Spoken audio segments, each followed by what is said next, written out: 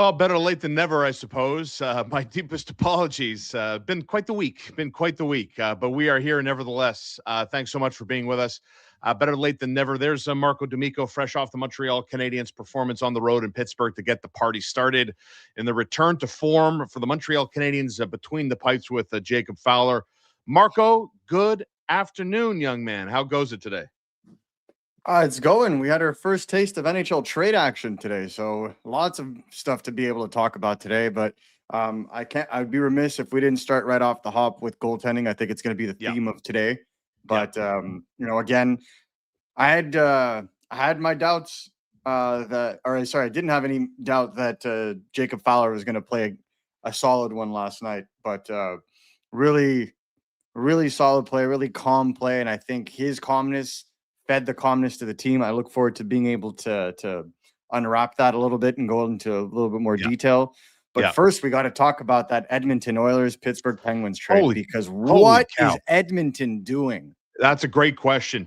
So Tristan Jarry, after getting lit up by the Montreal Canadiens, it was kind of funny, because the Montreal had kind of the reverse Uno played against them. The shot from distance that beat Montreal Canadian goaltenders, they were actually the ones that were doing that to Tristan Jarry, but the deal is done. Former Montreal Canadiens defenseman Brett Kulak, part of that transaction. No salary retention.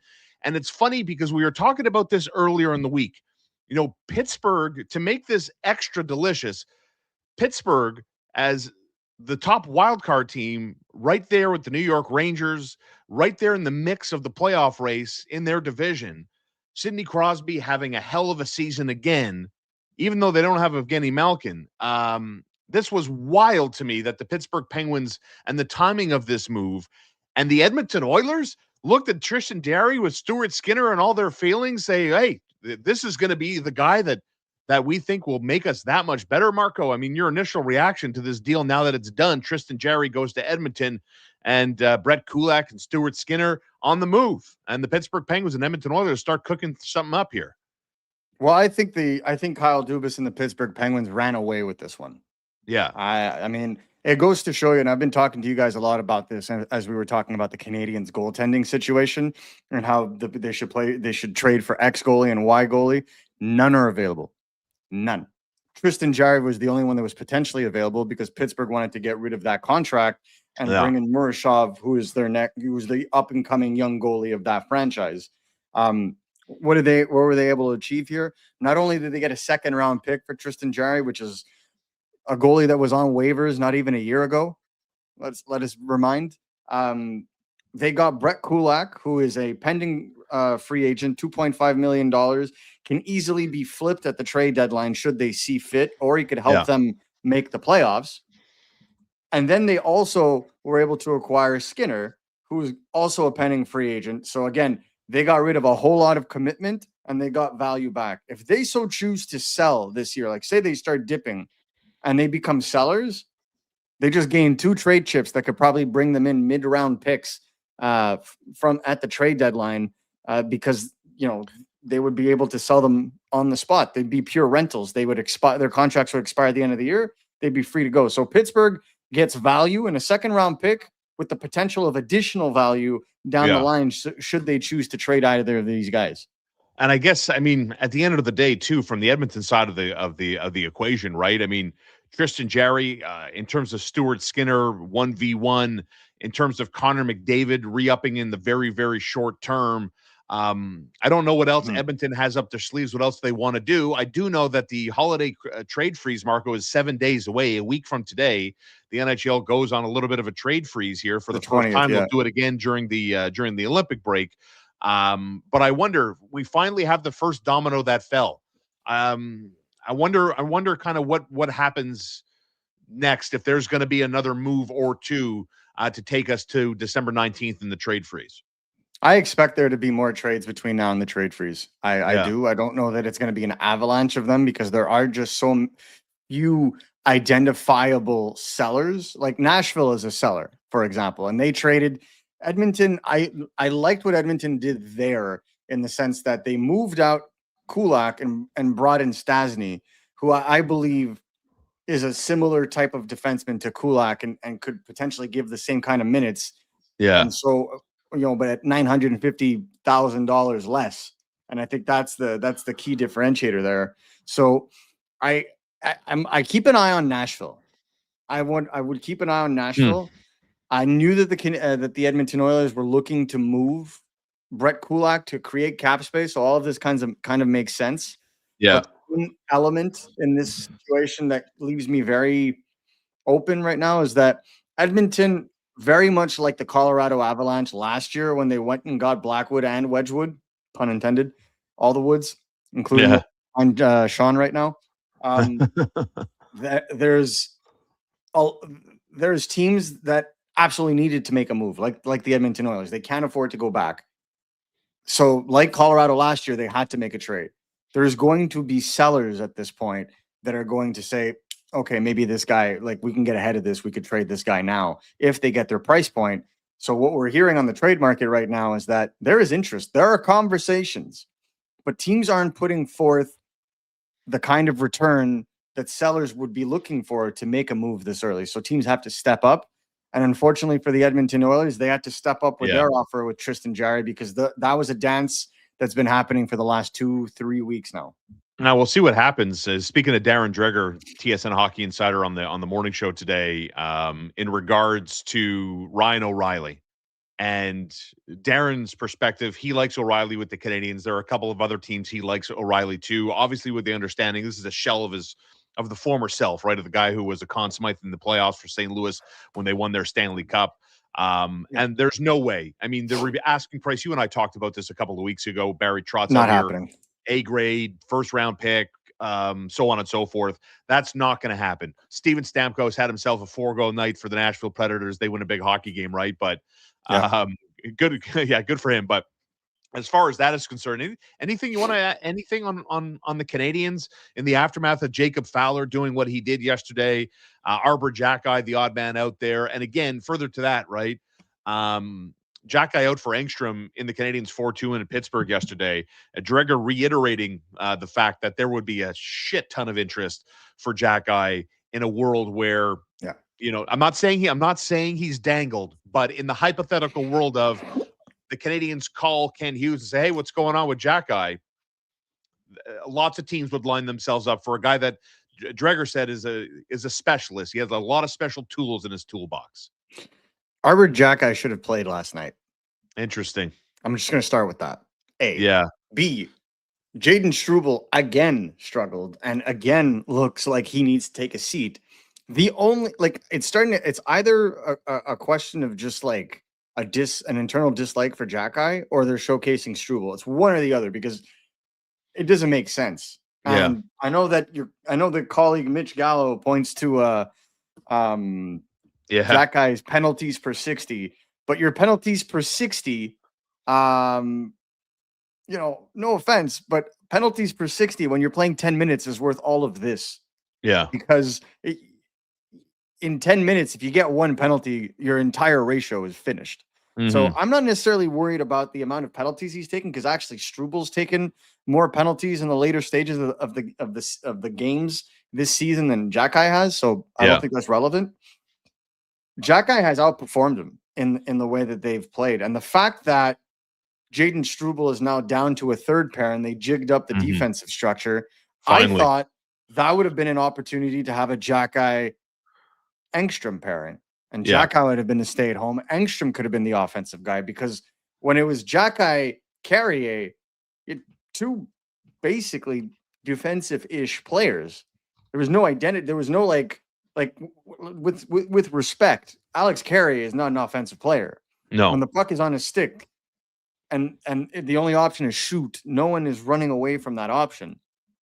It's a different story if it's Jackeye Engstrom, in my opinion. And I felt like Struble looked like the weaker of the two on that pairing last night, yet Engstrom's the rookie playing his third game? Exactly. So, playing a handful of minutes. I will critique what I see from Arbor Jackeye. Like, he's far from a perfect player, but in the tasks that he has been asked to do, he is a player to me that has been superior. So there has to be another underlying motive as to why Struble remains in the lineup over him. There has to Well, be. listen, like you talked about, I kind of see it in a similar way, right? With Pittsburgh being a team that, again, they had 6 power plays yesterday, number 1 power play unit in the National Hockey League.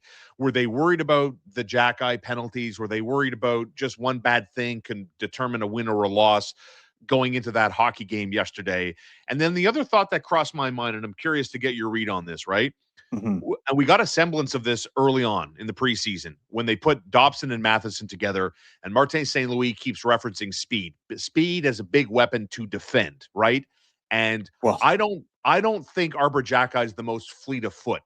I think Jaden Struble skates better. I think he moves better in his own end than Arbor Jacki does. And I'm thinking about what everyone else is thinking about. You and I this week talking about, even in the loss to Tampa Bay, talking about, man, we like the way Jacki looked, confidence, moving with agility at the blue line, firing more pucks on net, right? And then boom, Engstrom comes in and he's the guy that doesn't play. And so obviously your brain is like, well, why? And I wonder about the speed factor. I think Jaden Struble overall is a better defenseman in his own end today, even though the no, mistakes, I'm not going to deny that. He has not made some today. mistakes. But I think overall, consistently, I think he plays a better game than Arbor Jacki. So to me, that's why he probably didn't play yesterday. Had you asked me to approve this message prior to the start of this season, I would have 100% agreed. I don't agree right now. Yeah. And that is probably a topic for another day where we can go more into detail, because the Canadiens did win in arguing over their 6th or 5th defenseman's. Not exactly conducive to the vibe. But what I would say is, you look at Arbor Jacki and the way he plays. You look at Jaden Struble. Jaden Struble is better at skating backwards than Arbor Jacki, but Arbor Jacki has a stronger explosivity and more range of motion in his strides that make him cover ice going forward much more efficiently than Jaden Struble, and he's a better lateral player, and he covers more room.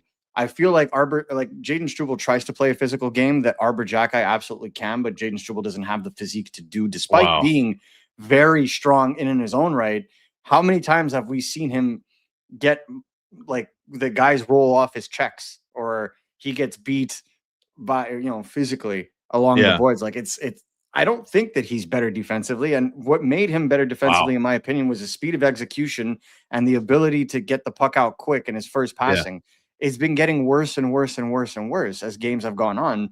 And so, and to his credit, and I will add this, guys, Jaden Struble has been playing and is playing through something. But knowing all that, I don't understand why Arbor Jacki was the one out. I mean, you say Jacki, I when I watch this team, I want Jacki to play more physical. When you say he plays a physical game, I'm like, how often has that been? Like, he's not a punishing guy. He has not been a punishing guy on a regular basis. Maybe the last 2 weeks, here and there. The last 2 weeks, he's been a punishing guy. I've noticed a guy who's more confident moving the puck personally than a physical presence. Well, that's the other thing. So, like, and again, I really want to move on to the rest of the game, but yeah, I know. Yeah, Arbor Jacki, out of the 2 defensemen, Arbor Jacki is the one that's shown me the more from a transitionary and offensive perspective over the last 2 weeks between the 2 defensemen. Like the game against Tampa, Arbor Jacki takes the puck basically from end to end, almost splits the D and takes a shot. Well, I've never seen anything close to that from Jaden Struble. So it's there. It's a confidence thing, and it's an ability thing. It's a rep thing.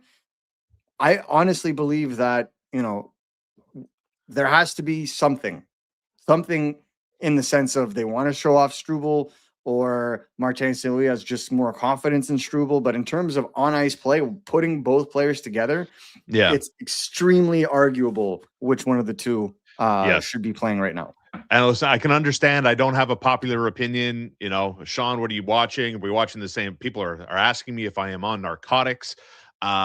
I understand this fan base very, very well. I've been covering this team for a very, very long time. And I can tell you, and I can spot it from a mile away, when Canadian fans have set their sights and sunk their teeth into a favorite player, they do not let go. So I get that point. I don't have a bias one way or the other. One thing I was ready for, if we move on, the one thing I was ready for was a save. I was ready for a goaltender to look the part, to play the part, to get ready. and Jacob Fowler. Do I have what's going on here? What am I missing? I thought you're you throwing were me gonna, for a loop the way you reacted. I thought you were about to talk about Lane Hutson's save in the end of the third period, but yes, let's talk about Jacob Fowler. No. I mean, that was incredible. Which player, which save are we talking about? No. I mean, just his. And first of all, before we get into Fowler, full credit, brother. Full credit to the team for the game they played in front of him yesterday. What was it? The halfway point of the first period before Pittsburgh finally got their first shot on goal, which lends to, and then ultimately Jacob Fowler was there. But the overall performance, Marco, from the Canadiens on the road in Pittsburgh yesterday, they pick up their 9th road win of the season. Yeah, and I think, again, major kudos goes to Jacob Fowler as well. But I thought that at least the Canadiens covered their bases for 2/3 of the game. Yeah. In the sense that they were the better team at 5-on-5. They were a team that was able to push pace. They were relentless at the beginning of the first period. It was really off-putting until the penalty call. They were all over them. And, Tristan Jarry didn't look too good on a couple of shots, but he did save a couple of really important ones. So I thought that what made the Canadiens relentless, and I really hope, I really want fans to look at this. I don't even think it's the forwards that necessarily made it relentless, even though they put the goals in. What made them relentless is because finally they had their defenseman pinching. The point, active at the point. So many times. This is one of the things I hold against Struble. When you're at the blue, the puck is coming towards you and you wait for it. Right. What are you doing? Attack this puck. Attack the play. Be aggressive. Cause the turnover. What does that do? It destabilizes the defense. They don't know what to do. They tend to line up right in the middle, like most of the Canadiens do, when they play man-to-man defense. And what does that do? It opens up passing lanes. It causes giveaways, right? And that's exactly what we saw the Canadiens do. They were forcing giveaways. They were forcing turnovers from the Pittsburgh Penguins. They didn't know which way to put the puck out. By the end of the first period, the Penguins had refused to even start sending pucks along the boards. They were just lobbing it out of the zone because they knew that the Canadiens were pinching heavily along the boards to stop those pucks, get it back to the center, and get scoring chances for it. So to me, that's how they need to play it, because that's how everybody plays against them in their zone defense. So it's about time that they started playing that level of aggressivity. It's not just up to the wingers to be the guys along the boards to intercept clearing attempts. The defensemen needed to do their part to attack. So Noah Dobson, Lane Hutson, Mike Matheson played that to perfection. And I would even go and add Adam Engstrom. That was one of the things that I really noticed, was how just aggressive he was along the boards defensively, offensively. The way he pinched, the intelligence behind it. That's the kind of aggressive style you need to see from the Canadiens defense, so that they could properly support the offense, because there was no jiving. Outside of Lane Hutson, there was no jiving between the defensive core and the offensive core up until last night. Engstrom's game, he plays with such poise and such confidence for a guy who he's not even at 5 games at the pro level. And to see, how he manages his output when he's out there, to me, very, very encouraging moving forward. Nice to see Alex Texier get his first. Brendan Gallagher, after getting, taken down in front of the net, collides with Joe Veleno, is able to rip a shot to beat Tristan Jarry from distance. Let's get into the disallowed goal from Owen Beck yesterday.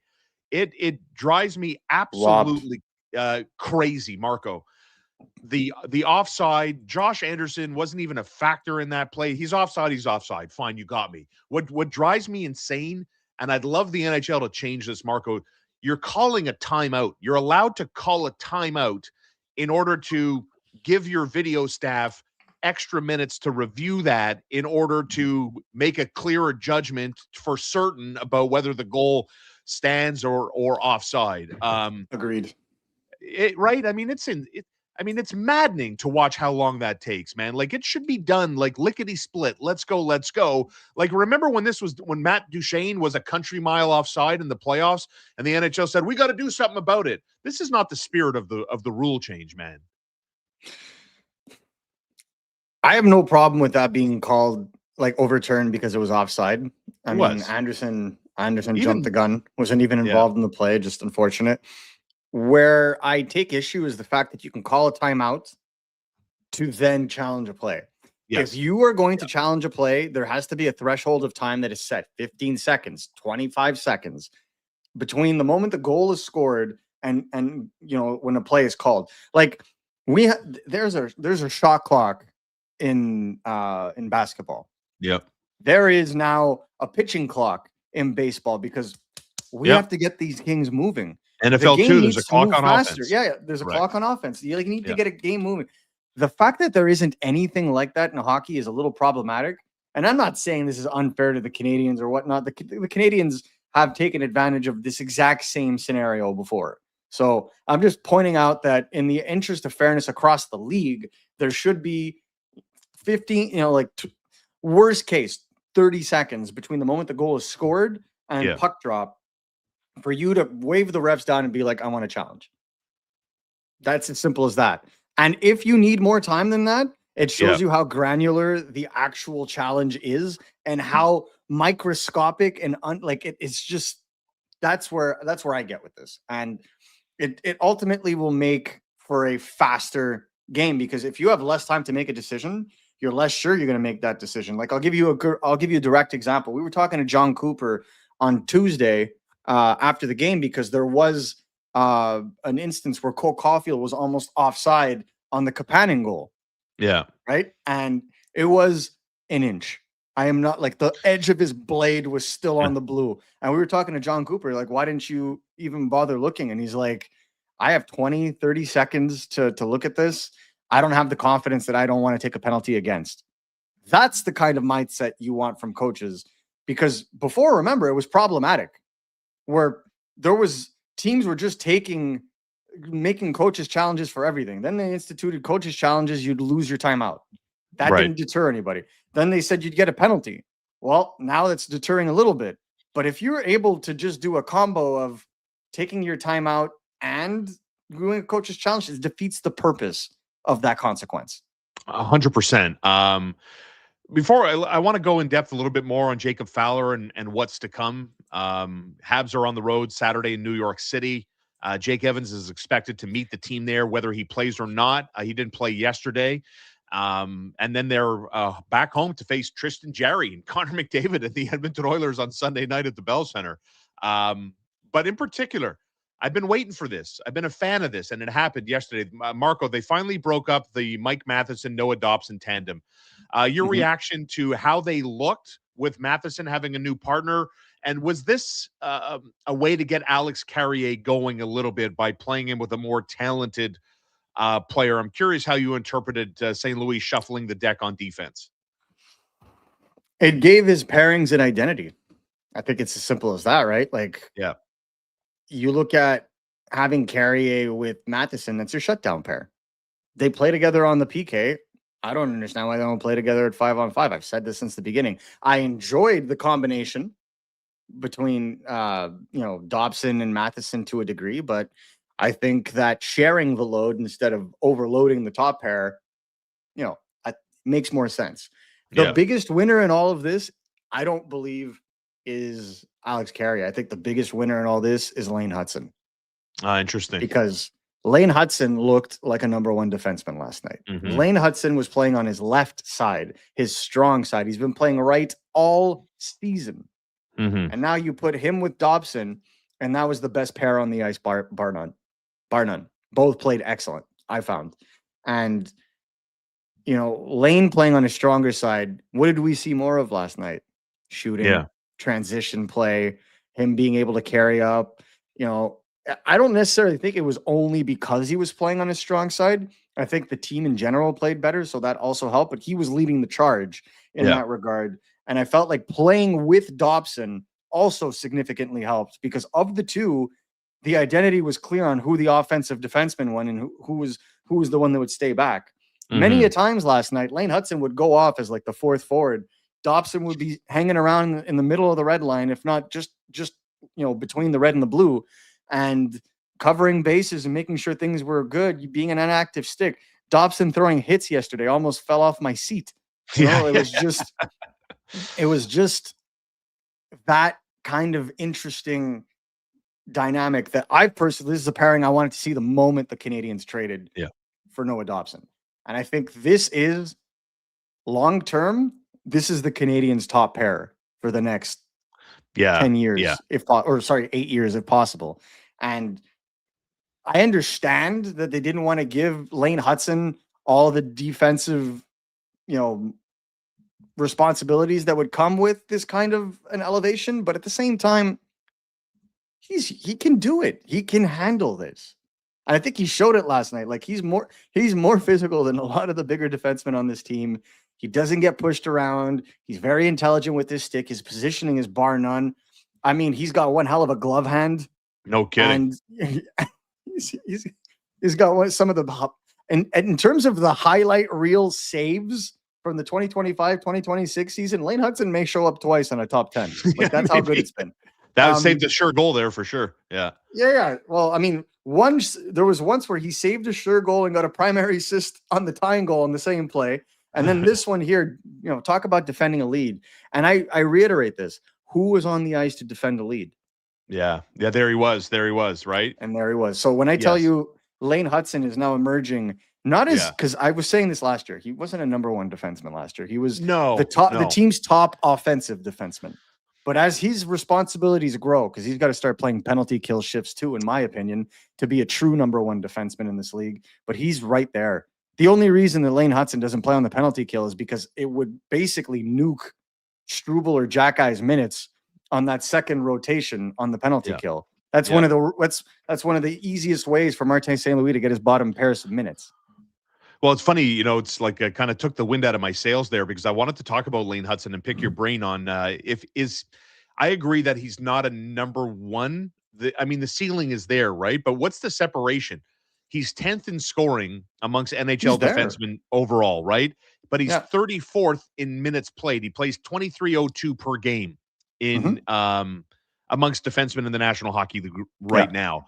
But the big difference between the big boys and maybe Lane Hutson right now is that he doesn't play shorthanded minutes. This in the aftermath of David Reinbacher breaking through the 50-game threshold with the Laval Rocket for his career. Nicolas Cloutier for the Journal de Montréal had a fantastic write-up. What a piece by Nick. Oh, my God. Everyone needs to go and read this. He spoke to a Western Conference scout who talked about how many teams were in on Reinbacher, how many teams want a 6'4", great skating, big defenseman that plays on the right side. Arizona wanted the guy. Nashville wanted the guy. That scout said he'd still take him over Matvei Michkov all day, every day, and twice on Sunday, as the cliche goes. But, this is the path of development, right, Marco? With Goalie, when he gets back, hopefully guy can go on a run here. Noah Dobson, Lane Hutson, David Reinbacher. The future in net has arrived, but David Reinbacher progressing nicely. The lineup. Do you see Lane Hutson playing shorthanded minutes eventually as his career unfolds? Absolutely. I think it's the same thing with Nick Suzuki. That was one of the biggest things. He's the Canadiens' probably the best two-way player on the team. Yeah. But he wasn't getting consistent PK minutes. So how can you possibly be in line for a Selke if you're not playing consistent shifts on the penalty kill? Well, he was last night. But that's because Jake Evans was injured. Yeah. And so the Canadiens used the penalty kill to give some of their other guys responsibility, to give some of their other guys extra minutes, because they're already overusing Nick Suzuki or Lane Hutson at 5-on-5.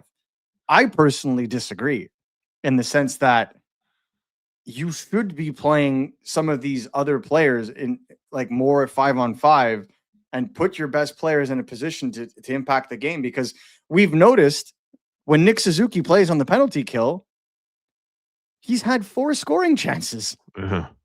He is a shorthanded menace offensively. Like he can be the guy that's going to dart up the ice and make plays and hold the puck in, like we saw against Pittsburgh yesterday. So again, to me, like I feel like you're hurting yourself, but at the same time, you want to get guys like Kapanen, Josh Anderson, Jake Evans, Alex Newhook before his injury. You want to get him more minutes, and I get what they're doing. But by doing it that way, you're taking away from what some of these star players can do from a total perspective and how they could really help your team.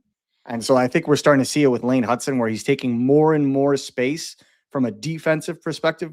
He takes all the space he needs from an offensive perspective.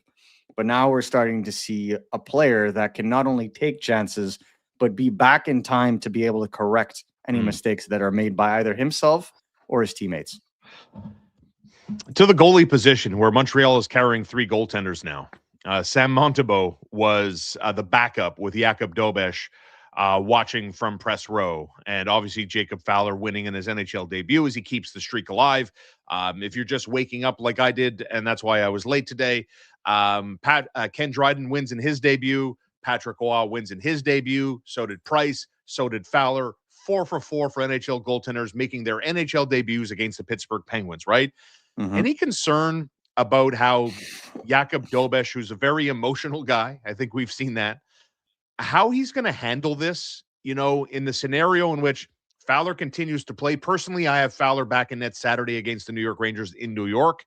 What happens after that? I'm not so sure. Interesting question. But Dobeš can go to Laval. I'm just curious about, Marco, how that's all going to land. It's a tough one. It's a delicate issue. Even though it's big boy professional hockey, everybody's getting paid money. It's still nevertheless a delicate issue, right? It is a delicate issue because you don't want to make a rash decision. You want my honest opinion? I mean, I don't think the Canadiens have made up their mind on this yet. Yeah. But I wouldn't be shocked that they're just trying to give their goalies a mental break. Right. And at the same time, they just want to see what Fowler can do. And look, based on what we saw yesterday, 3.5 goals saved above expected. A lesser goalie would have lost that. A lesser goalie would have lost last night's game. Fact. Right? Because statistically speaking, based on that, they scored 2 goals and he saved 3.5 goals above expected.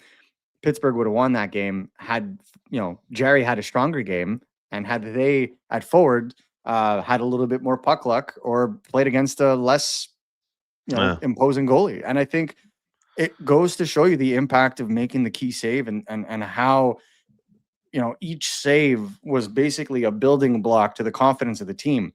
Yes, they came out guns a-blazing, but it was really that first that save. I believe it was the Canadiens' second goal, where it was a kick save from Jacob Fowler that went all the way to Juraj Slafkovsky, and then Juraj Slafkovsky takes it down the other way, and makes a play with Lane Hutson, and Hutson finds Brendan Gallagher, and Gallagher scores his second goal up high on Jerry. That stems from confidence. You don't play high in the slot like that if you don't believe your goalie is going to be able to make that save from a distance. You're going to play higher so you can block the shot. So you can be ready in case the pass goes laterally to the other defenseman. No, he gave confidence as the game went on. So I think he plays against the Rangers. I think he plays one of the 2 games. But knowing the Canadiens, I think they would rather him play on the road. I agree. Than start him at home with that kind of pressure. Though having spoken to the man a couple of times already, Jacob Fowler is another one of those kids that wants to smoke. His dream is to play for the Montreal Canadiens at the Bell Center. So I personally think his dream is going to have to wait. I agree with Shaun. I think he's going to play on Saturday. He's not going to play all 3 games of this isn't happening. Yeah. No, because I've got messages. The last couple of hours where it's like he should play both games this weekend. Yeah. Please leave this poor boy alone. Well, even listening to, Owen Beck spoke so fondly about his teammate in Laval, about what a calming presence he is. Brendan Gallagher after the game saying it was a pleasure to watch. Juraj Slafkovsky, and I choose to read a lot into this. I do. When Juraj after the game last night said it was calming for us on the bench. And it's human nature. You're out there, you're busting your ass, you're trying hard, you want to win, and your goaltenders haven't been great, Marco. And a couple of Mr. Softies go by you and you're chasing the game. I can understand how that is psychologically tiring for the teammates of either Montembeault and Jacob Dobeš. So when Slafkovsky said, hey, it was calming on the, on the bench for us to see that, it was almost like a weight lifted off your chest, so to speak. Okay, we got a goaltender that's on top of his game. Like you saw, Dobeš was good against Toronto. Monty was good against Vegas, but those starts are few and far between, I think it's becoming a theme in how well prepared goalies are in Laval. Yeah. when they get to the NHL. I've been beating this drum for a little bit, not because we share the same name, but I think the organization is going to have to put some respect on Marco Marciano, the goalie coach in Laval. They're going to have to put some respect on his name soon, because just like Dobish last year, he came in mentally prepared, structurally prepared, was in his zone for the first couple of games, and then it kind of nosedived a little bit. Well, I feel like when you look at a guy like Jacob Fowler, he was always, from a technical perspective, he was always quite good. And I think he was well prepared at Boston College in that regard. But what we saw that was a little bit different, I would say, he never gave up on a play and never overcommitted himself on a play. So what does that do? You scramble less defensively because you're not covering for the overcommitment of a certain player. There was way more calm that stemmed from the Canadiens forwards, especially at center. And, you brought up Owen Beck. I'd like to spend maybe 2 minutes on Owen Beck and point out that if he plays the way that he played last night, every game, yes, that's an NHL player. Yes. That to me, playing in center too, not on the wing. Yeah. Playing at center, not on the wing, and doing a good job of causing utter chaos. He forced 3 turnovers last night. 3. He was robbed of a goal. He has that wicked wrist shot that I wish he would use more of. And, when you look at the way that the bottom 6 actually produced offense yesterday, it was really nice to see, Gallagher getting a goal. Yeah. Exactly. Seeing Texier getting a goal. Unfortunately, because of the offside, you didn't see it. I look, I won't say he was robbed, but I think that Josh Anderson is going to have to shell out some cash. You know what I'm saying? So it's a little bit difficult with him to be able to pinpoint. But I thought the 200-foot game, the feistiness, the speed, NHL level. Yeah. And listen, I mean, Oliver Kapanen just keeps, having a year, man. He's on 10 goals now. Stick lift Sidney Crosby. The guy's he's smart. He's just a smart player. So well positioned. And I guess, credit, Kapanen deserves some credit, but Juraj Slafkovsky, man, it's so fun, Marco, to watch this guy develop. 21 years young, but, when he was on the number 1 line for sure, he had his place there. But there's something I really enjoy about watching him kind of not be a complimentary piece on another line, where he carries the puck, he makes great plays, he's got soft hands, finds his teammates, they find him. It's so enjoyable for me to watch Juraj Slafkovsky. Marco, you see it, right? I don't even need analytics. Watching his maturity and his confidence every single time he's playing, no matter which line he's on. Yeah, and I think, the thing with Juraj Slafkovsky now is he gets to go back to what made him the first overall pick. Picking up speed in a kind of slingshot scenario in the neutral zone. We saw it on Kapanen's goal, right? Yeah. Fed off the opposite board by Ivan Demidov, darts up the ice, protects the puck on his strong side because he's no longer playing right wing on the top line, and then is able to just come in, pull to the outside as if he's going to take the turn around the net, and dart a pass right across to Kapanen, who basically at this point sleeps, camps, wakes up in the morning, and goes to work in the high danger area. Like that, he just knows, and that's what offensively, that's the best part about Kapanen's game, is he just knows where to go. There's no flash, there's no, identifiable playmaking ability, but man, can he just puts himself as a strong option all the time, doesn't overcomplicate his game, goes to the front, and is one of the only Canadiens players to do this with regularity.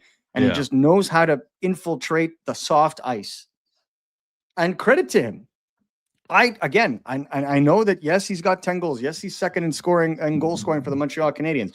I don't see I don't see a higher ceiling than that. I don't think he's going to be like a bona fide contending 2C.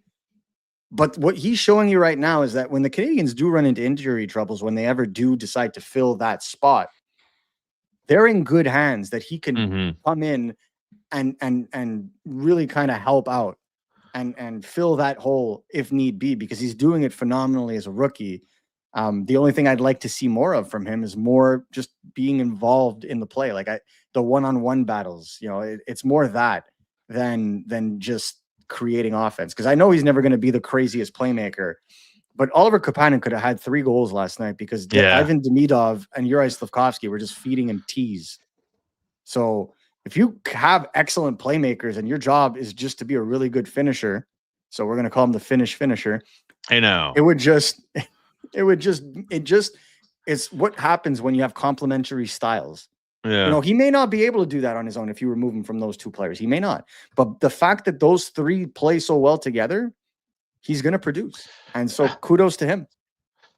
You saw Demidov, scary moment there. His skates get tied up with Novak. He falls hard to the boards. He's obviously, dealt with a shoulder situation in the immediate aftermath of that. He goes back to the bench. The cameras pan over. Demidov's kind of like stretching out that his right shoulder. I wonder how much, because I am a Marty St. Louis defender, but sometimes the ice time, the power play time, not on the first wave of the power play, like you've got a thoroughbred here, man.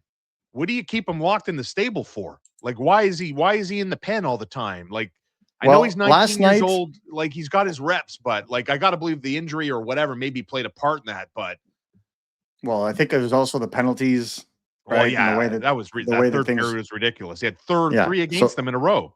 Exactly, and so that kills his ice time, right? That's the reason there was such a discrepancy between Kapanen's ice time and his. And exactly, his special teams. That's a twofold answer. So on the penalty, on the power play, 100% agree. 100% agree. I think that although they did score on the power play, they did. Caulfield, baby, from that angle again. This guy is awesome. Caulfield could legitimately score from the rafters at this point. I wouldn't be surprised. But when it comes to that power play, like, I understand what they're doing in the sense that there isn't really a first wave, second wave kind of thing. Right.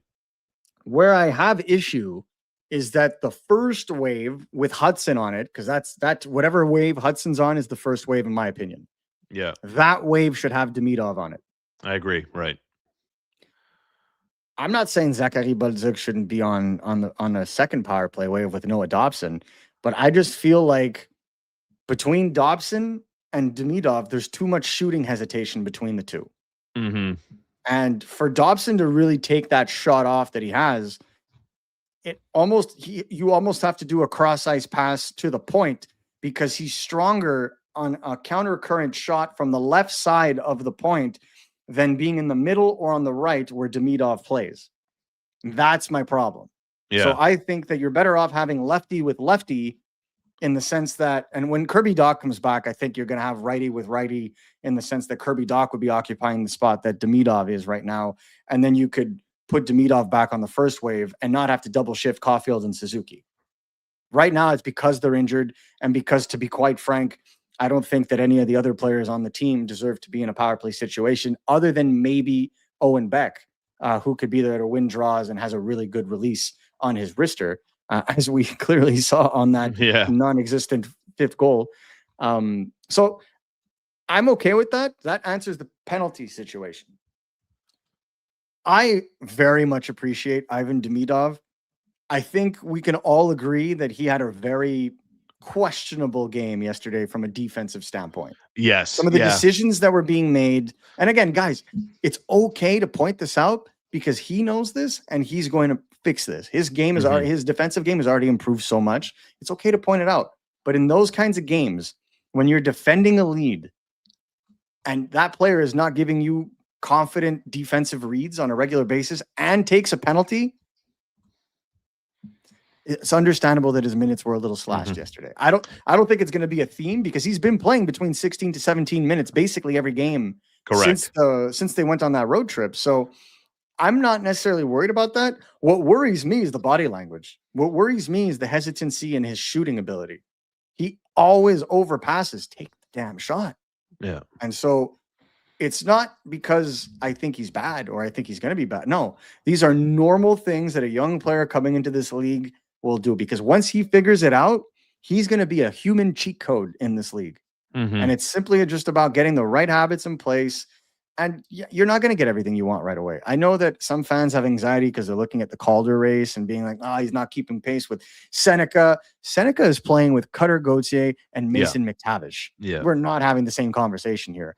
An established 2C that you can use in every situation like McTavish, with respect to Oliver Kapanen, is not the same utilization. And Coach Q in Anaheim is a little bit more experienced than Martin St. Louis, and maybe knows how to play with these younger guys and get them going and motivate them and put them in the right situations. You know, when you have an established top 9 like the Ducks do, it's easier to play that numbers game. Look down the middle yesterday. Who are the 4 centers? Nick Suzuki, Kapanen, Joe Veleno, Owen Beck. You know, it's like they had 6 Canadians dressed 6 rookies again last night and beat the Pittsburgh Penguins 4-2. And the Canadians remain an undisciplined team, Marco. They're top 5 in penalty minutes accrued so far this season. And you know, the other ugly trend here, and you know, I don't want to get negative, but the other ugly trend, it's another game where the team is dominated in the faceoff circle. I mean, that's a tough matchup. Sidney Crosby against Nick Suzuki. Crosby won like 85% of his draws yesterday. Owen Beck had a nice night in the faceoff circle, which was pleasant to see. I think he won close to 50, almost 60% of his draws yesterday. I'm floored. Absolutely did not see that coming. Yeah. But dude, I mean, Crosby is he's so fun to watch. 7 shots on goal. And took a nasty shot block early in the first period, but I thought he was done does right what there 87 does. You know, he recovers. And, absolutely, and I think he's been great. 87. I think he was for sure their best player. I mean, he's still a top 15 player in the National Hockey League today, even at his age, right? Top 10 even. Yeah, interesting. I'm not going to argue with that. So it's off to the New York Rangers on Saturday night. Again, if you're just joining us, Jacob Fowler. I'd go back to Jacob Fowler Saturday night against the New York Rangers. I think, you know, what we touched on earlier in terms of the home game, easier, in my opinion, you know, in terms of everything lining up, it was a nice way to kind of get this going for the Canadiens to go on the road for a couple of days, get Jacob Fowler in there because they needed to get him in there. As we spoke about on the channel, not a panic move, not how Marco saw it, not how I saw it. And back to New York against the Rangers, who are very much in the thick of things. And you saw enough from Jacob Fowler, right, in terms of what he was able to do yesterday. And he's a smaller guy, too, in the crease, you know, but he looks so good in his move, especially his post-to-post was so good yesterday. Well, so that's one of the things, is that the explosivity that he has on his post-to-post mobility, I think, is probably the thing that improved the most in his time in the NCAA. And I think that he's not the kind of goalie that you're going to be able to beat, I would say, because he's cheating, for example. Right? So, like, we've seen many, many goals this season from the Canadiens where they just get beat shoulder high, hugging the post type thing, or a short side, because they're not fully, like, he covers his bases. He is careful in what he does. And I think that's one thing when you watch him that strikes you right away. And, you know, the lateral explosivity is just so hard to beat. And then you start getting into players' heads. Like yesterday, it became rather obvious that, you know, Pittsburgh was getting very frustrated in that second period because nothing was getting by him. He was tracking every puck. And that leads me to my second point with Fowler. He does not lose the puck unless, you know, there is a ridiculous amount of screening going on, like the Carlson goal where he had 2 big bodies right in front of him and just missed the motion, the movement to stop that puck because it went the other direction than what he initially thought. So he's got a great tracking ability, and he doesn't get flustered. He doesn't play with emotion. It's one of the things that really really impressed me, even off the ice. Just not a guy that, like, obviously there's emotions, but not a guy that you get off necessarily off his game and that you see emotional on the ice, unless of course the team wins a game or whatever, but not during the game. He's always cool, collected, and that by itself, I think Canadiens fans obviously are going to to appreciate this, but that's exactly what Carey Price did for the Canadiens, right? Like here's a story for you guys. I interviewed, I was talking to Hayden Papanikis, who's a Canadiens prospect drafted in the 3rd round. He plays for the Kelowna Rockets in the CHL right now in the Western Hockey League. His assistant coach is Josh Georges. Mm-hmm. And I was speaking to Josh.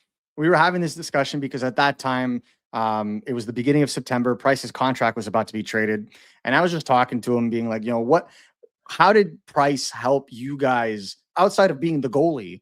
How did he help you guys on a mental perspective? And he's like, when you have a guy that plays behind you, that's able to be the 3rd defenseman on the breakouts, that's able to make the big save, but never gets flustered and always looks calm, it's like giving you super juice. It's like incredible. You just take that ride and you're able to play above your means, or you're able to play to your level. Well, that's exactly what Jacob Fowler did last night. And I think there's no greater evidence than seeing all the praise that the Canadiens players gave to him, because there were moments last night where Pittsburgh could have taken over completely. Mm-hmm. And Jacob Fowler was there. Let's get to some Q&A as we wrap the show up today, live on this Friday afternoon. The Habs are off to New York City to play the Rangers tomorrow. We'll be here live at Sunday at 10 a.m. To recap that and talk about other storylines in and around Montreal. Before I get to that, though, if you and I agree that Fowler plays Saturday against the Rangers, Mark, I'll let you go first. Who plays Sunday at home? Judging by the way that the Canadiens are going about it, it seems like Dolbech is the 3rd goalie. So I would assume that Montembeault is the one that plays against the Oilers. Okay. I don't disagree. So you want to get him, you want him to get revenge against the game that he played in Edmonton. And I think that's a good test for him, is like, okay, you want to prove you're a number 1 goaltender in the league? Go avenge yourself. Yeah, follow that up. Let's see what happens. Let's get to this question here from Blonde Zero. Blonde Zero is a member of the show. Thank you so much for that. Speaking of the Anaheim Ducks, would Ryan Strome be a target for the Montreal Canadiens? From Blonde Zero. I don't disagree with the strategy, because Ryan Strome is like in and out of the lineup, like kind of playing on the wing, kind of playing center on the 3rd line. Like they could easily replace him in Anaheim. The problem is that Anaheim is not forced to move him. They don't, like, the only organizational glaring need that they really have is right shot top paired defenseman. You're not going to get that for Ryan Strome. So would he make sense for the Canadiens? Sure. Now, but is this a 2C? No. He would be an upgrade on Kirby Dach.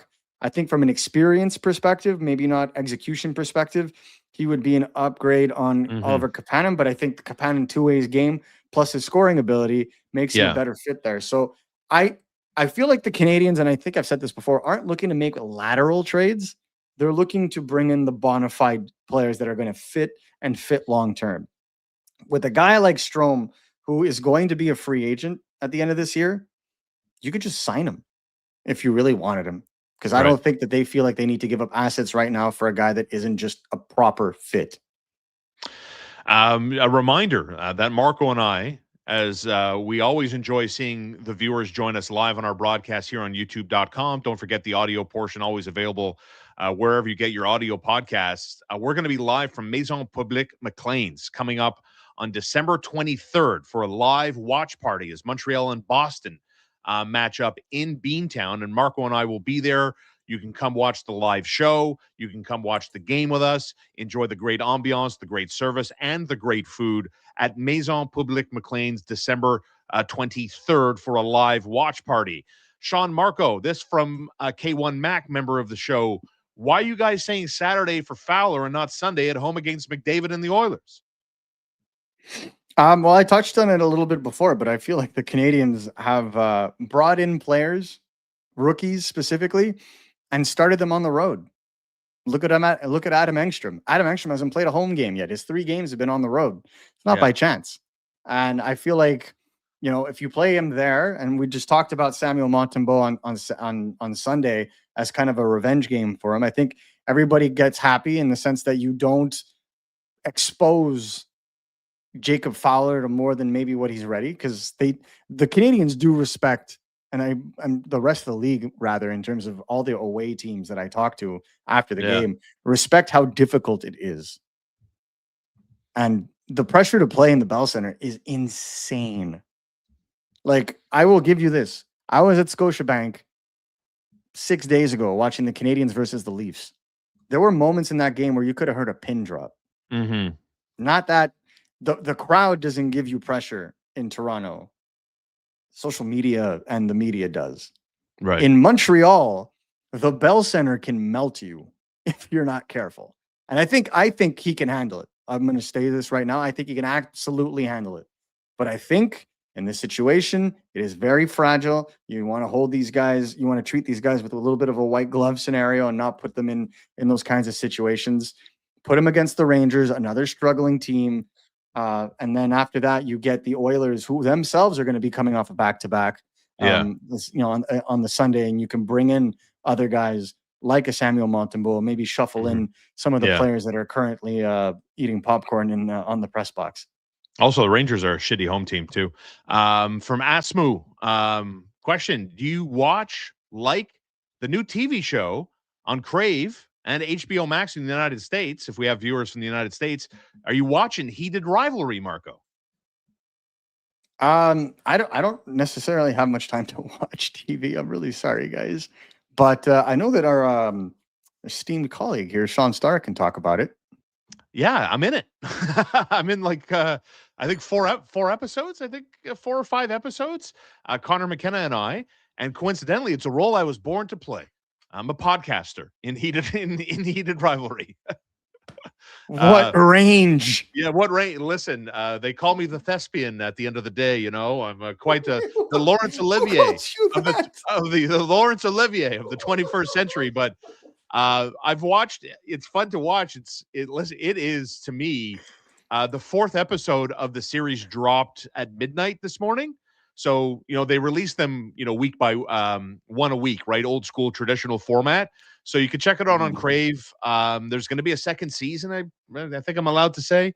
And it's doing really well. It's based off a series of books, and it's unlike anything you have ever seen before. And it's crazy. I mean, the reactions, mainstream media in the United States is reviewing this. It's off to rave reviews. So I encourage, not just because I'm in it, but yeah, you could check it out for yourself on Crave TV. Fun little hockey show, fun little hockey show. And it's weird to say. It was such a cool process. I got to tell you, like the behind the scenes stuff of watching how the creative process works to put together a big time show like that comes together. It's something I've never been a part of. I've done a lot of voice work in the past.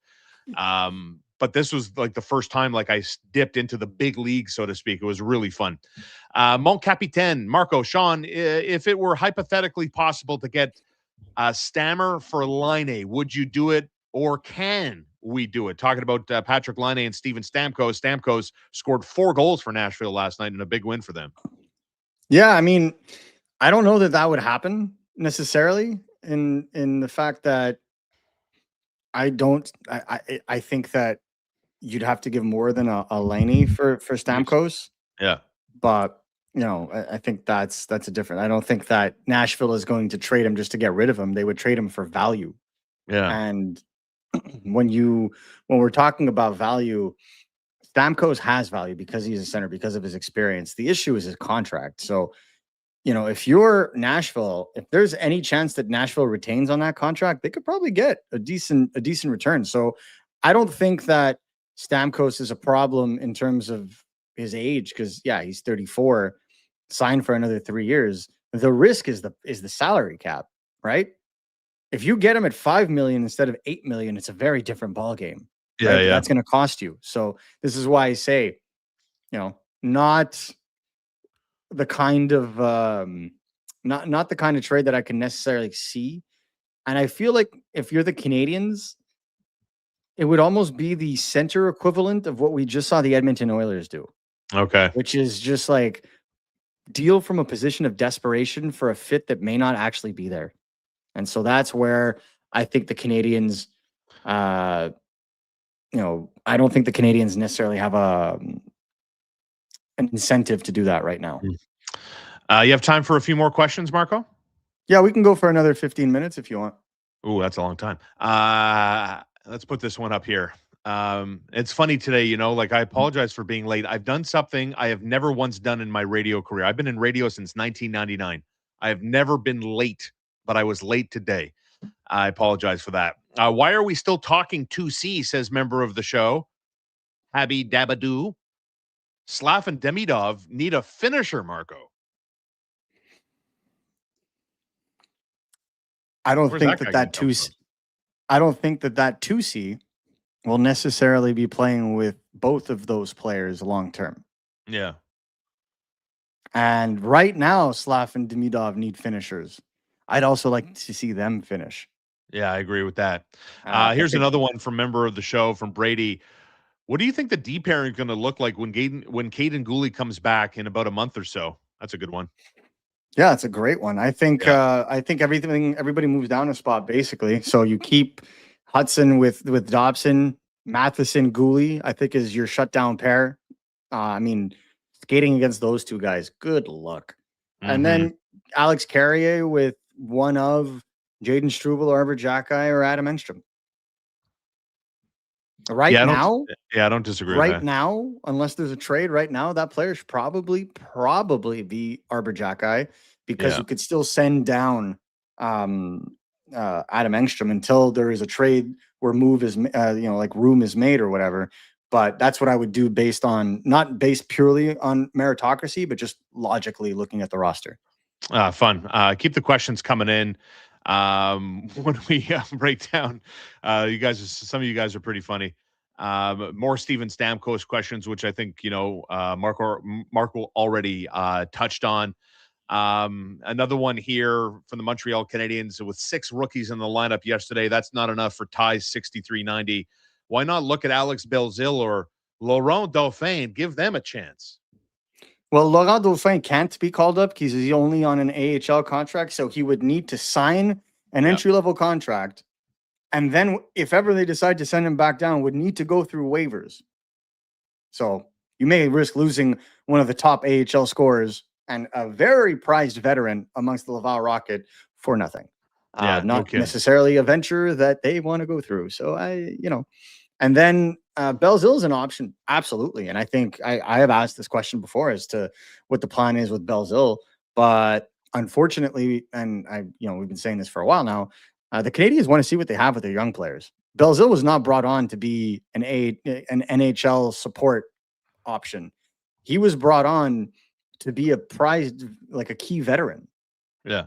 A key veteran for the Canadiens in Laval and helping guys. Right now, he's playing on a line, I believe, with Florian Jacki. And, Florian talked about how good Belzile has been for the room and how he's helped. And Laval's had a pretty good season in that regard. So you don't want to devoid them of too many veterans, but you also want to test where your youngsters are at. Yeah. This one here, Bell owns Crave. That is a factual statement. But if the implication is I got the gig because I work for Bell, I can promise you that is far from the truth. The creator of the show, Jacob Tierney, is a dear friend of Connor McKenna, and he's a massive Canadiens fan and loves all the hockey talk that happens on a regular basis.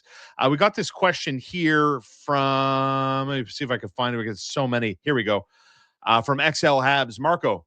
Explain to us which goaltenders will be waiver exempt as the Canadiens are carrying 3 goaltenders again after Jacob Fowler's winning NHL debut in Pittsburgh on Thursday night. Yeah, well, right now, Jacob Dobes is waiver exempt. So I don't think he's got 2 seasons left or 24 more games. So if Jacob Dobes plays 24 more games this season, he's no longer waiver exempt. If he doesn't play 24 games over this season and the next, he's still waiver exempt. So what does that mean? He can go up and down without a problem. Caden Primo is gone. Jacob Fowler can go up and down without a problem. Samuel Montembeault would have to go through waivers. Yeah. Kaapo Kähkönen can be recalled, and it's either 10 games or 30 days cumulatively, like total. So, for example, he gets called up, plays 3 games, goes back down. He comes back up, plays another 3 games, goes back down. Plays 4 games. Oh, there you go. Now then would have to go through waivers. Right. So that's where we're getting at. So yeah, right now, the only two players that are 100% exempt, Dobesh and Fowler, they could still go up and down with Kakkonen, and Montembeault is the only one that would absolutely 100% need waivers, but that's not happening. Montembeault in year 2 of a 3-year deal. From Maddie, any thoughts on Elias Pettersson of the Vancouver Canucks, or is the cost simply too high for the type of player that he is? I believe that the cost would be insane. Y'all don't even want to know what the Washington Capitals got asked for from a team like the Vancouver Canucks in their talks for Quinn Hughes. Colleague Jimmy Murphy will have an article on this at RG Media. It will blow your mind. So I don't even want to know what they would ask for an Elias Pettersson. And to be honest, outside of the cost, I don't think it's a personal fit. I don't think that, I think he's a great player. I think he's a great player at 11.6 million right now. The way that he's playing, maybe a little on the expensive side, but the Canadiens have obviously signed ridiculous contracts that they could maybe afford a player who's slightly overpaid. But it's just his personality. I don't think he plays with that fire that in the playoffs will be able to put him at another level. And so I just don't know that would be a fit. Question from Asmus. I saw somewhere, I think an insider reads the question, that the St. Louis Blues don't have Dvorsky on their untouchable list. Would he be a fit for Montreal? He is on their untouchable list, and boy, would he be a fit for Montreal. No kidding, eh? He is the best.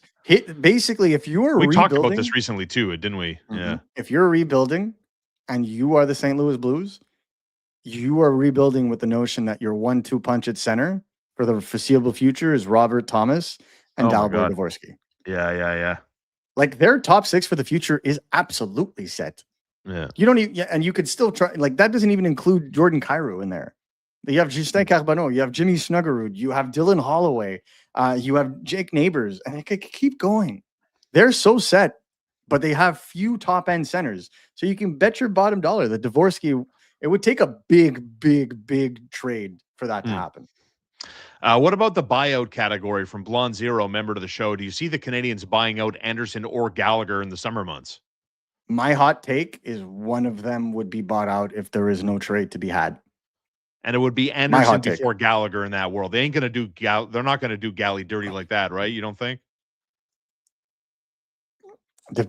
Too early for me to say. You have to see how the season keeps going. But yeah, I'll give the one thing I will say about Gallagher is I've never put he hurts the team in the sense that in some situations he can't keep up. But he doesn't hurt the team with silly emotional penalties. He hasn't necessarily strayed away from his game. It's so much that I don't feel like the legs are there. Yeah. But I would be shocked if Gallagher were the one that were bought out at this stage. Now let's see how the season progresses and how those players performed. But I think it's fair to say that when you look at those two, if the Canadiens truly want to build a bottom 6 that's going to be able to properly help the Canadiens' top 6 and the young players, that I don't think that you could have both of them on your roster next year. From Brady, would anyone even claim Sam Montembeault if he were on waivers? Absolutely. They would. Absolutely, they would. Yeah. Absolutely. You think? Yeah, I mean, I know I know Winnipeg's dealing with it, but Winnipeg, for example, you know what I mean? Teams need goaltending. I think many teams would take a flyer on Sam Montembeault, Marco. Many teams. I know many teams would.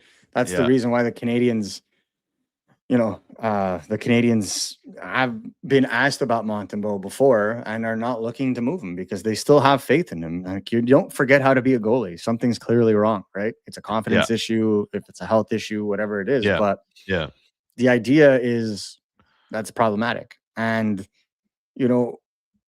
Montembeault for me, well, obviously, you knew that the day he was signed, man. Exactly. Come on.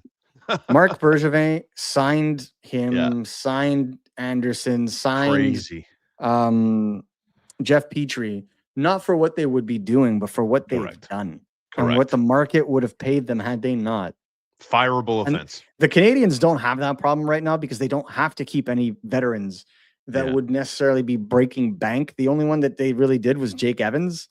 And honestly, at 2.8 million, like with his summer, most fourth line centers are going to go for 2.8 million or more. So like I don't even think they overpaid for that necessarily. You'd like to see more from Jake Evans. Absolutely. It's a night and day compared to last year.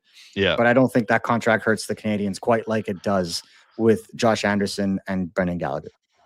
From member of the show, Downey 1968, do you see the Canadiens making trades to bolster their bottom six? Grit and sandpaper ? From Downey. They'd like to, but again, there isn't very much a market for that right now on players that would move the needle. That's why we talked about Kiefer Sherwood. That's definitely a guy that would be able to fit the categories that you've added down here. But the problem is that there are a lot of teams that like Kiefer Sherwood, and Kiefer Sherwood's salary demands are quite high. So if you go and trade for a guy like that, you may put yourself in an Anderson-like situation where he performed well, banked on it, signs a long-term contract at a high cap, and then you end up regretting it for 5 of the 7 years that he signed. What's the what Kiefer's looking for? What, five mil? Those salary demands probably cooling off just a little bit since he has as well, right? Yeah. He's I don't think he scored. I think the amount of goals he scored has gone down significantly. Yeah, he's at 13 goals on 31 games. He was at 10 goals in 15 games. So it goes to show you he is significantly slowed down, despite having an average of about 16 to 17 minutes a game. Right. From Fort George 67, another member to the Starr and D'Amico show. Do you have any faith in Sam Montembeault? Asks George. If the Canadiens played the way they did yesterday, I think Sam Montembeault will rebound. Yeah. Waiting to see a little bit. But listen, that doesn't take away from the fact that, I stand by the point of view that we expressed on the video about Jacob Fowler. The Canadiens did not panic in calling him up that we put out the other day on Thursday. They needed to make this decision. I stand by that. I still think it was the right decision. Obviously, Fowler played really well and won the game, but they needed a save. They needed to help out the guys that are playing for them every day. So I don't want to do a cop-out and not answer the question, right? But I'm on the fence with Sam Montembeault. Let's see what Jacob Fowler could do for a little bit here. As we've mentioned a few times already, D'Amico and Starr both have him going on Saturday in New York. Again, from Downey, the asking price for someone like Blake Coleman at this point. Asking price, probably a first rounder or a really good prospect. It's got to be up there because he's one of those bottom 6 guys that would bring significant value and that has, championship pedigree and all that. So everything that they look for. So I'm not, I don't think that that's an avenue the Canadiens would look at right now, just given where they are in the standings and what he would cost. But like, you look at the way that he plays, that's the kind of fit that they'd be looking for. Yeah. But, and I've said this before, the Canadiens are not going to be just making a trade to make a trade. They want they want guys that fit and that would fit longer than just one season. From XL Canadiens, should the Canadiens flip Zachary Bolduc while they still can before paying him at the end of this season? Yikes. Well, oh boy. Why would they flip? If you would consider flipping them while they still can, that means his value on the market will not be that high, which means the Canadiens, as he is a full RFA, would have every opportunity to just play hardball with him and get him to sign cheap. So I don't necessarily think now is the time to flip him. I think that this would be a terrible time to flip him, in my honest opinion. Yeah, I think that you have more to gain in watching and rebuild his game. It was a little bit like Kirby Dach right before his injury. He was playing well. A lot of people liked what they were seeing, and then he blocked a shot fearlessly and fractured his leg. And all the comments after he fractured his leg were trade him. It's the exact worst moment to trade a person is when they're at their lowest, right? He has a lot of potential. Teams like him. Vancouver Canucks have asked on him. Canadiens are not looking to move him. But what I would say is the Canadiens will give him rope to be able to develop because, like last year in St. Louis, the first half of the season for Bolduc was not crazy. But he really took off in the second half. So they're going to want to see what they have with him. And then they'll evaluate then. Because, what has he been? He's been a middle 6 winger for the Canadiens, basically this season. how much leverage can he possibly have in contract negotiations? Not much. So I don't think the Canadiens are going to be committing themselves long-term to the player unless he shows us much more in the second half of the season. What a classy move. Carey Price reaching out to Jacob Fowler once Price learned, and it was Pierre Hood after the game last night that dropped that little nugget on Carey Price reaching out to Jacob Fowler. What do you say? Stay calm, have fun when you're out there. Love to see that from Carey Price, who obviously went through it when he ultimately, got called up to the Montreal Canadiens after winning a Calder with the Hamilton Bulldogs at the time. And the rest, as they say, is history, right? I mean, losing his job to dealing with ankle injuries, knee injuries, losing his job to Halak, getting his job back, watching a Halak get traded. I can't imagine if we were doing a YouTube show at that time, what the comment section would have been looking like when Halak's winning all these games and everyone at the time got to trade Price. And the rest, as they say, is history. Halak had a nice career, but never reached the heights that he did in that magical run over Washington and Pittsburgh. And the other thing, too, was a pleasant surprise, at least it was for me. Caden Gooley and Kirby Dach with the team, with Dach skating again in Pittsburgh. And listen, not to say that these guys are going to make a miracle comeback, but with the team skating, that's good progress, man. Well, Caden Gooley was with the team on last Saturday in Toronto. So this is something that they do. They always travel with the team when they're like mobile enough to be around him. It just speaks to the culture of the team. But Kirby Dach is expected to come back sometime before Christmas. Yeah. Caden Gooley, though, is going to be either mid to late January. Exactly. So I wouldn't run for the hills. Surf says, I've met Carey on a few occasions. You see what you get. I would echo that sentiment. Lucky enough last year, oh, God, whose wedding was he in town for? I don't remember. This year or last year? This past summer. Suzuki's? He was in town for a wedding. And he Suzuki, Montembeault are the two Canadiens players that got married here. So I'm going to say it was Suzuki, not Montembeault then, because he came, I'm a member at the Kanawaki Golf Club, as lots of people love to comment on all my golf club collections here, but Carey came. There's a couple of guys that are members at my club, and Price was there. And I've had a chance to play golf with Carey Price before, and I was on the 10th tee when Carey come by. He said hello, and the time he takes, man. And Marco, I'm sure you've seen this with fans, pictures, conversation. Can you pose with my kid? Can you sign an autograph? He is such he's such a nice man. To put it simply, he's just such a nice guy. Like, he understands who he is, and he understands how the public views him. And he's so good. He's so good in that regard. I love it. Absolutely. And he's still friends with a lot of the boys too, Yeah, of course. Yeah. No, not. I don't have that many, unfortunately. I don't have that. I had this, just to clarify everything. Like, I have a really old set of golf clubs of irons that I'm not going to leave, and I have my full everyday set that I play with. I just had this vision a long time ago where I wanted to create like a golf theme room for myself, and so that's why I have so many bags. I got a couple of staff bags. I got a couple of carry bags and stuff like that. I don't have a full set. Are you a righty or a lefty, Marco? At golf or in general?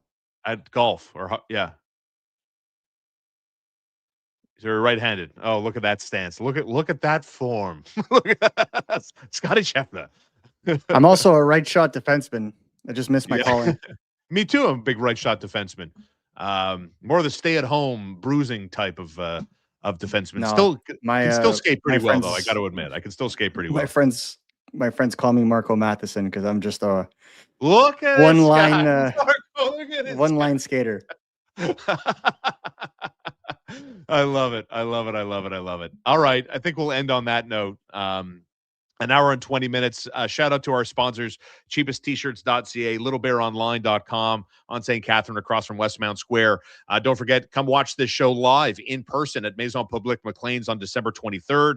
Of course, if you're looking for the best in home security, Cabletel. Cabletel.com is the website. You can get more information there, as, of course, they have the best rates in home security. And Catherine Prince, realtor to the Stars and to the Starr and D'Amico show, and you can trust her with one of the biggest decisions in your life.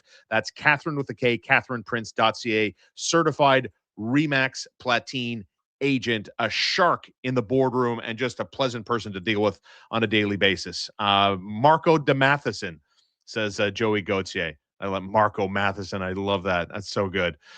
Great comments today. Thank you, everybody, for being a part of this. We'll be back Sunday live at 10 a.m. after Jacob Fowler goes to New York, puts on a show in the Big Apple. At least I think he will anyway. Marco, enjoy your Friday, and we'll look forward to seeing you live on Sunday morning. Have a good one, everybody.